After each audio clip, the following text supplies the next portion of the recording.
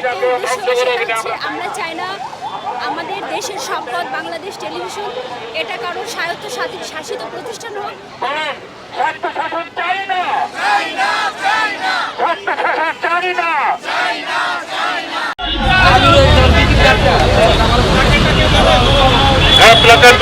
লম্বা করতে হবে, লম্বা করতে হবে।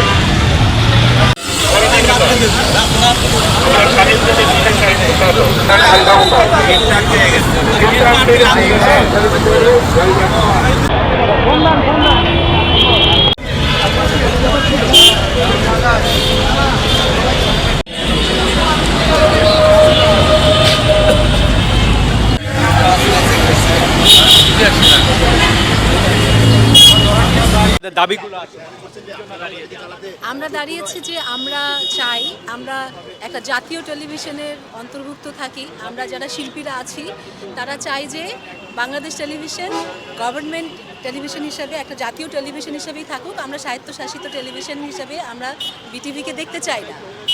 শিল্পী সমাজ ছোটবেলা থেকে বাংলাদেশ টেলিভিশন দেখে বড় হয়েছি। এখন ধরো সব শ্রেণীর দর্শক কিন্তু এই বাংলাদেশ টেলিভিশন, আর যত চ্যানেল সব কিন্তু কমার্শিয়াল। তো সব শ্রেণীর দর্শকদের জন্য যে জাতীয় যে চ্যানেলটা বাংলাদেশে আছে এবং বিভিন্ন দেশে একাধিক সরকারি চ্যানেল আছে, তো আমরা এখন সেই সুযোগ থেকে বঞ্চিত হব। সো আমরা আমাদের দাবি চাই যে আমাদের বাংলাদেশ টেলিভিশন স্বায়ত্তশাসন না হোক। আমরা যেভাবে কাজ করছি সব শিল্পী একসঙ্গে কাজ করতে পারছি।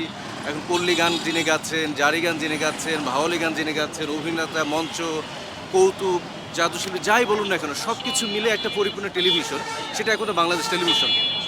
আমরা এটার পক্ষে ছিলাম এবং থাকবো। বন্ধনের কারণটা হচ্ছে যে এটা স্বায়ত্তশাসিত হতে চাচ্ছে।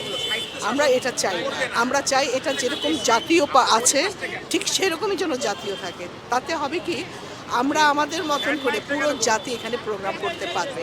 স্বায়ত্তশাসিত হলে কিন্তু এই অসুবিধা আছে।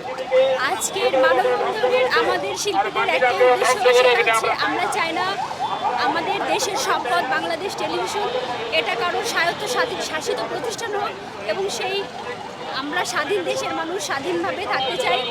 আর শিল্পীদের সম্পদটা যেন সংরক্ষিত থাকে, সেজন্য মানববন্ধন।